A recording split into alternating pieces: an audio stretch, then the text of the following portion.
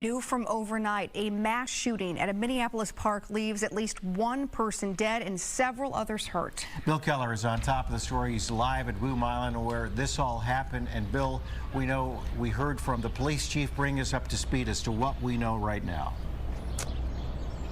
Well, good morning, guys. Yeah, crime scene investigators continue to process what is really a massively huge crime scene. They've been out here for 9.5 hours. You can see the parking lot filled with hundreds of those green and yellow evidence markers that are being used to identify, in most cases, shell casings from what the Minneapolis police chief described as a chaotic scene.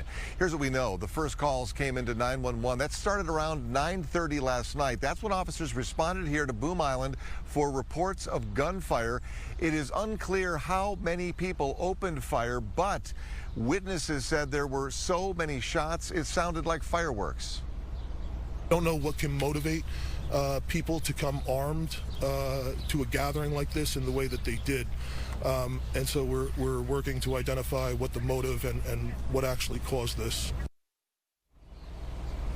Police confirmed that a total of 6 people were shot. The victims transported to area hospitals. Some arrived on their own. We have been learned that one woman, an adult female, died as a result of her injuries. Others expected to survive.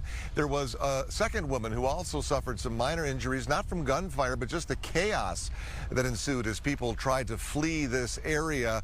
Really a bottleneck, leaving when there was hundreds of people. At one point, police said they were called to the hospital, to HCMC, where a large group was fighting outside, presumably over what had happened here. HCMC then put on lockdown until police could clear that scene.